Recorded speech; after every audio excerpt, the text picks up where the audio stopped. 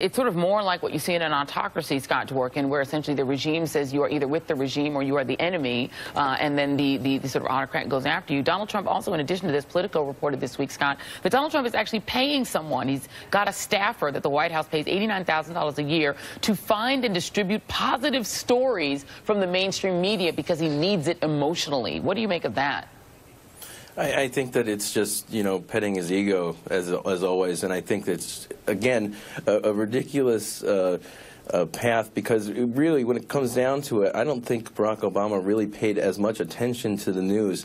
Why is he spending so much time in front of the TV obsessing over this? It's absolutely pathetic. What is he doing all day? He's sitting there watching TV, drinking his covfefe, and sitting back and you know, eating his chocolate cake. There's nothing else he's doing except for watching the news. And honestly, I think he's watching right now. Hi, Donald. But it's really ridiculous when it comes down to it. Like, what are you doing, man? Grow up. That's my message to him, is just grow up, man. Well, you got a job. You've triggered me to read this story a little bit. If you guys haven't read this New York Times story, it's pretty extraordinary reporting. It's Maggie Haberman, Glenn Thrush, and Peter Baker that talks about Donald Trump's day, Joan, hour by hour. And it says that around 5:30 each morning, and we know this because we're producing the show early in the morning, he wakes up and starts tweeting early. Right. Donald Trump wakes up and tunes into television in the White House's master bedroom. He flips to CNN for news, moves to Fox and Friends for comfort and messaging ideas, and sometimes watches MSNBC's Morning Joe, hey Joe, because friends suspect it fires him up for the day. Energized, infuriated, all fun, a gumbo of both, Mr. Trump grabs his iPhone. Sometimes he tweets while propped up on his pillow, according to aides. Other times he tweets from the den next door, watching another television before taking off, as Trump told aides to think of each presidential day as an episode in a television show in which he vanquishes rivals. Or people close to him estimate Trump spends at least 4 hours a day, as much as twice that, in front of a television, often with a Diet Coke.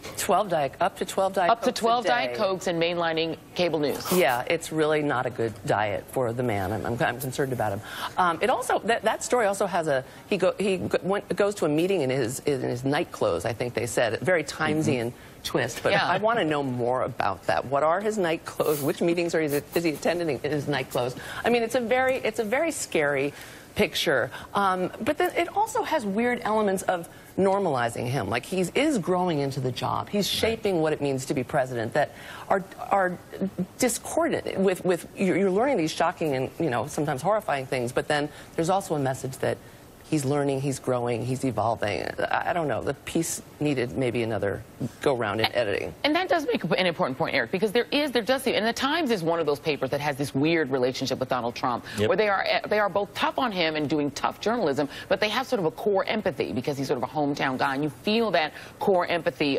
in their coverage of him. And some media outlets that sort of, you know, you see that in some of the coverage. You had this story this week that an ABC producer was reprimanded for actually giving data to the Trump campaign prior to the election. So it's not as if he is at war with all mainstream media. Yeah, Brian Ross was suspended 4 weeks without pay. His colleague at ABC was giving information to the Trump campaign and got reprimanded, whatever that means. Look, I agree with Joan on that Times piece. There's still this sort of notion that Trump's playing 3D chess, right? He's this media master and raw. Catch up. It's the exact opposite. This is a guy with multiple personality disorders, one being a ceaseless demand for attention. Yeah. So let's not pretend that he is pulling the strings and this is master manipulator. He's delusional and he's way over his head. And, you know, Scott, you know, we had this story this week that raised questions about whether Donald Trump is actually tweeting for himself. This story didn't make reference to that at all, and whether or not I think his first name is Tom Scavino, who's his social media director, is creating some of those tweets. From what you've been able to tell, I mean, you are very prolific on Twitter yourself, my friend. Can you tell if this is all Donald Trump tweeting and if it is some strategy, or is it just a stream of Trump's consciousness? Well, you know, the one picture, I was picking on him on Twitter, and there was one picture, and he's sitting there on his phone, acting like he's tweeting using his pointer finger, and I just look at it, and I'm like, this guy's a fraud.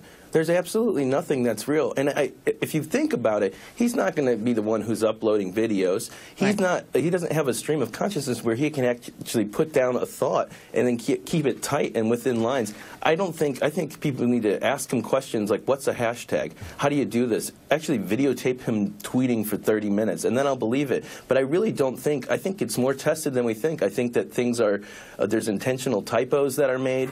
I think that, you know, there's trigger words that they they use intentionally to piss people off, and it's really just used as a propaganda tool. And the thing behind it, the biggest fraud of all, is I think that he doesn't tweet. And, you know, Eric, is it